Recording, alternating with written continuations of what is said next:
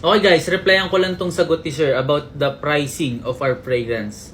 Ang sabi niya rito, ngayon napatunayan niya na bakit ganoon kamahal yung fragrance natin compare sa mga inspired fragrance na nandito sa TikTok na tigo 100 pesos, 200 pesos. So, ang price kasi natin guys, basically syempre ang 30 ml, 580, ang 50 ml, 845, and the 100 ml is 1,550. So, short story guys, one of my friend, no, sa FB, nag-order siya, sabi niya gano'n, bro, to be honest, hesitant ako nung una, bumili ng product mo.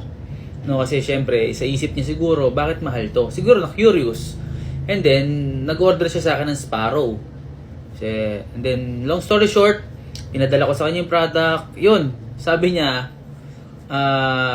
nagulat siya sa performance, sa quality ng fragrance. And then, last 3 days ago, umorder ulit siya ng 2 bottles. And then, I gave him a free 30 ml. Siyempre, di ba nag-promo nga tayo nakaraan na pag bumili ka na ng 50 ml, bigyan ka ng 30 ml. So, in-apply ko rin sa kanya yon na binigyan ko siya ng 30 ml. Tapos, kahapon, nag-message siya sa akin. Sabi niya sa akin, pre, totoo lang, nung una, hesitant ako bumili ng product mo kasi nga, nagtataka ko ba't ang mahal.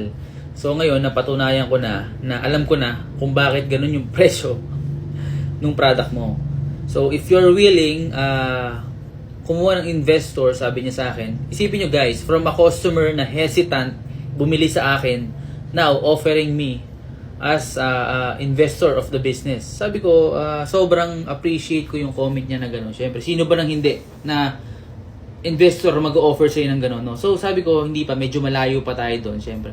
Slowly but surely tayo nga sa Father and Son, ika nga. Sabi ko nga sa inyo, hindi ako nagmamadaling mag-scale up. Pero yun lang yung, alam nyo, yun lang yung mga gusto kong iparating sa mga nag-hesitant pa rin bumili sa Father and Son. Bakit sa price niya ganito? So, yun lang naman guys.